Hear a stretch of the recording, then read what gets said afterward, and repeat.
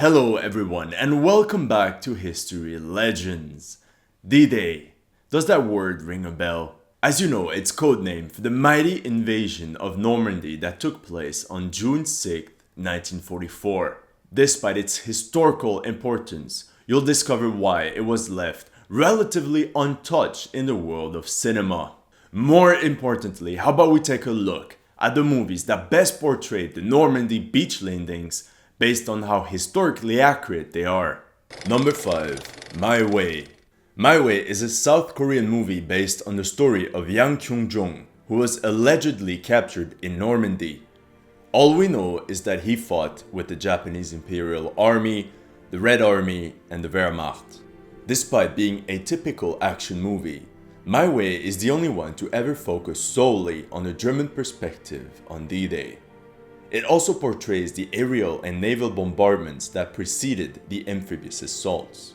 Although there's a lot of CGI, the movie shows with accuracy multiple waves of landing crafts approaching the shores of Normandy to disembark hundreds of Allied soldiers.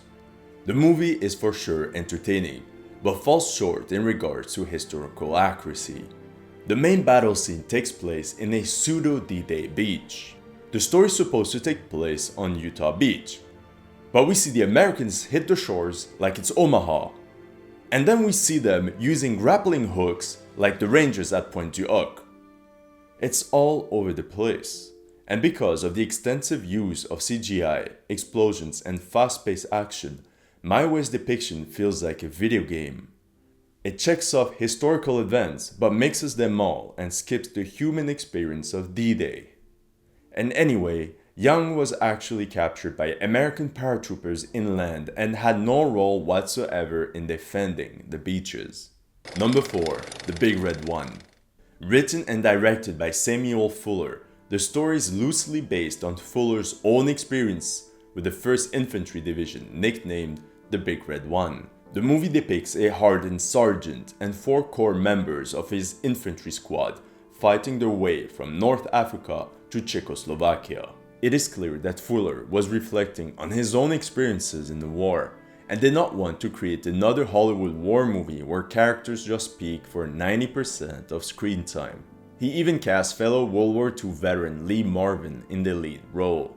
However, due to obvious time constraints and a limited budget, many of the film's battle scenes fall flat. The D-Day scene depicting the 1st Infantry landing at the center of Omaha Beach is highly underwhelming by modern standards. Most of the scene is shot in extreme close-up to hide this tiny set. The beach obstacles look like cardboard and we only see one landing craft in the background. The main event is how they have to use Bangalore torpedoes to open up a breach in the barbed wire line. The sergeant just keeps sending his men get shot, one after another, while trying to place it.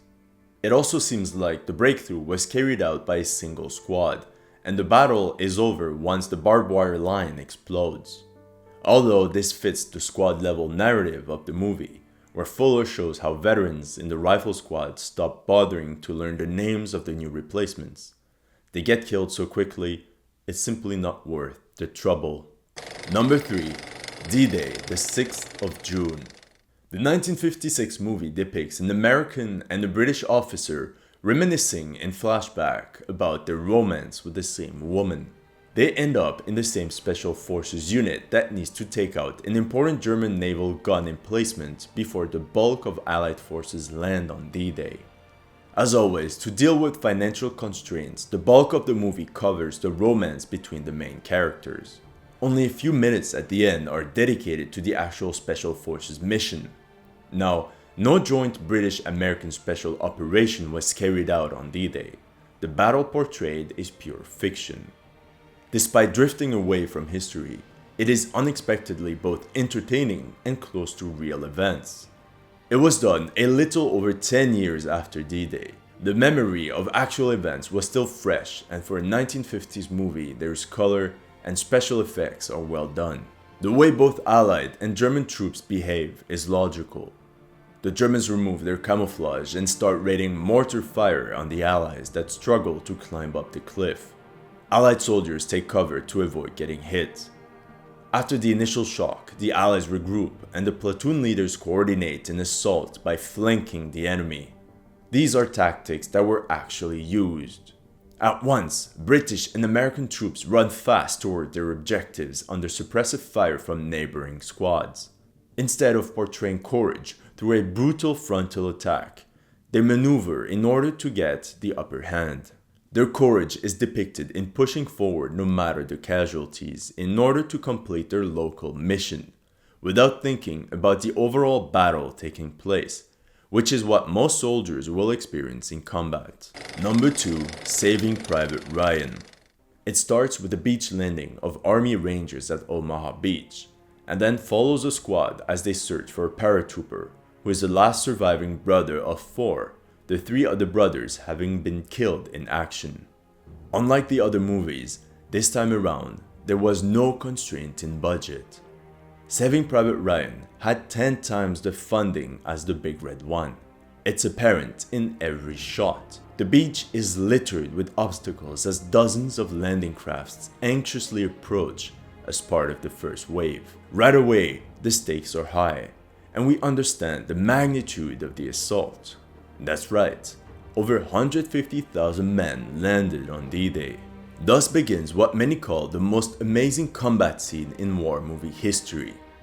Hundreds of extras, an overwhelming imagery, men getting hit by bullets piling up on top of each other, others drowning due to the weight of their own equipment, wounded men calling for their mothers, others picking up their severed arms and legs. Death is everywhere and random.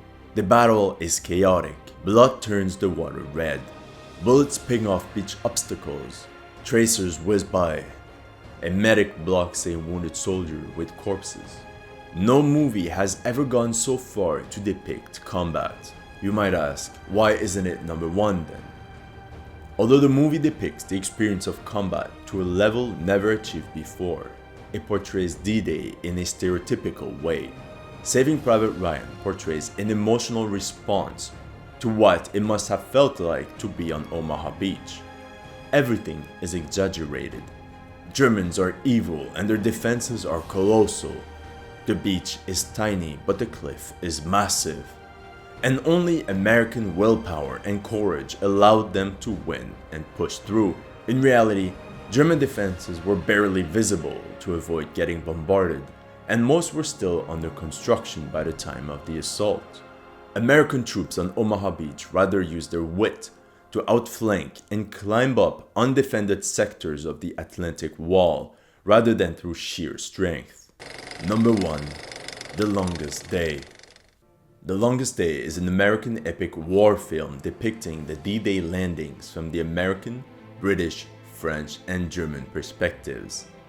Not only is the movie inspired by interviews done with thousands of veterans, but it also employed consultants who had actually participated on D-Day, and many had their roles reenacted in the film.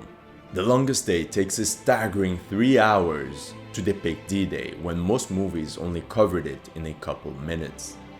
By modern standards, the battles could be regarded as underwhelming for the lack of gore and explosions.